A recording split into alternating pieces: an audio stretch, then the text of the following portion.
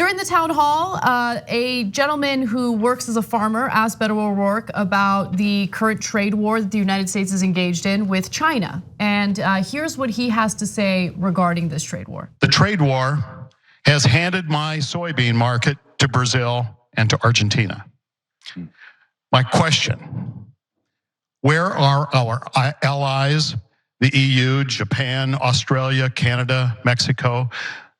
Do we need to do this unilaterally? I was talking to your former governor and the former Secretary of Agriculture, Tom Vilsack, and I was asking him, what do we do in this situation?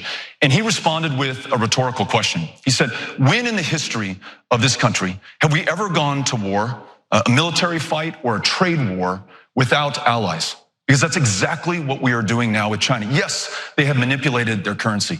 Yes, they have dumped onto this market at below cost. And yes, there should be a consequence and accountability for that. Let's bring our allies with us to the table, our traditional trading partners like Mexico, Canada, the European Union into this fight to make sure that we get the results that we're looking for.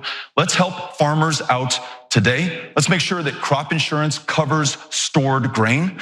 And then let's put you in the driver's seat for policy going forward. What are the best practices to grow corn and soybeans here? How can we keep more land under conservation? How do we pay farmers? And I've heard this expressed as pennies per meal for doing environmental services by leaving land in conservation or planting cover crops to pull more carbon out of the air, inject more of it in the soil, disturb less of it while it is there. I want you to take the lead in our administration on agricultural policy. So I feel like that was an example of a non-answer.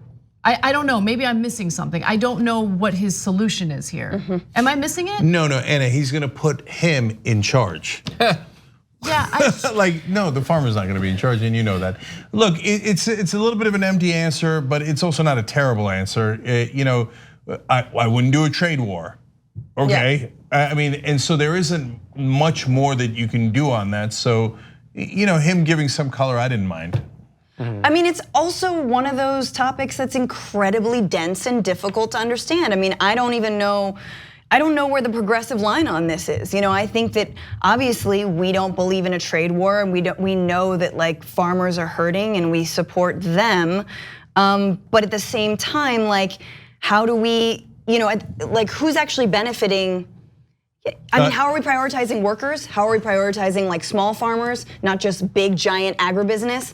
I think that's an unclear. It's all kind of like scurrying above our heads, and we don't really have on the left like strong clarity around that. Yeah, it's not one of the big topics that progressives focus on. But if you want to know what I think is a progressive answer, Francesca hit on something really important, emphasizing the workers. So okay, now you can say, well, that sounds like something generic that everybody would agree to. So what do you mean by that? What's the substance behind it? Well, here would be my answer. Look, I'm not gonna do trade wars. They're counterproductive because just like you said, you've been working on opening up the Chinese markets for 40 years. You've been selling to them, and now that Brazil and Argentina is selling to them instead of you, it's gonna be near impossible for you to get that back. And that's a dumb way to help the American worker, because it doesn't help you, right? Now, what would be a smart way to do it? We believe in trade, and we believe in free and fair trade. So if I'm president, the corporations are not going to negotiate our trade deals. We are.